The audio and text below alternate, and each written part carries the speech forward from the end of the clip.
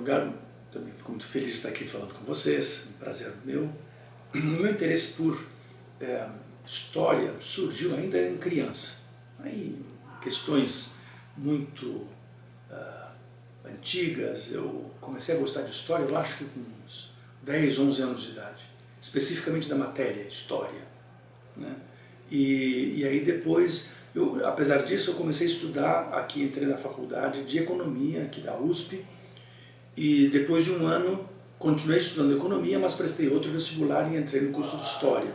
Antigamente era possível fazer 2 cursos ao mesmo tempo, né? E depois isso foi proibido, a pessoa tem que se formar num curso para fazer outro. Mas antigamente era possível fazer 2 cursos ao mesmo tempo, desde que com vestibulares diferentes. Então eu fazia economia de manhã, né? Cursava o curso matutino lá na FEA e o curso de história aqui no vespertino, né? Mais tarde até eu ficava o dia inteiro, ficava à noite e assistia umas aulas, aí de ouvinte, lá no departamento de filosofia.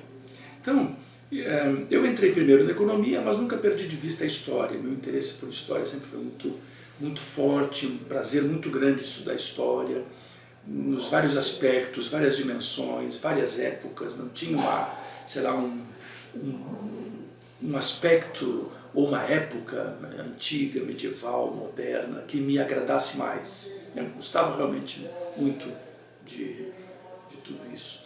O marxismo, eu comecei aos poucos, eu comecei de fato a me interessar, a estudar durante o curso de economia.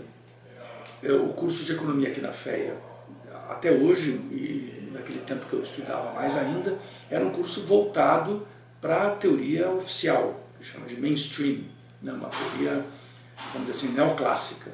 Mas havia alguns professores, especialmente os que davam aula de história econômica, que tratavam de Marx. E ele aparece também no final, num curso que tem no fim, né, que chama História do Pensamento Econômico, HPE. E eu aí então comecei a me interessar muito porque eu vi justamente a ponte entre a história e a economia, né? E não é à toa que os professores que davam aula de Marx na faculdade de economia eram da área de história, eram de história econômica, ou de formação econômico-social do Brasil. Então, essa ponte me interessou muito, e aqui também, vindo para cá, né, no caso, aqui eu tinha aula com o Fernando Novaes, foi aluno do Fernando Novaes em 3 ou 4 cursos que ele deu, e outros professores também, onde eu podia fazer a ponte aí com o que eu estudava lá na FEA, e isso me deu vontade de estudar mais Marx. Aí quando eu entrei depois no doutorado, aliás, primeiro no mestrado, em filosofia da ciência, já entrei para estudar Marx, praticamente, né? Já estava decidido que eu ia fazer um mestrado sobre Marx, e acabei ficando nisso mesmo. E nessa época já havia alguns livros do Marx que eram considerados mais influentes ou não?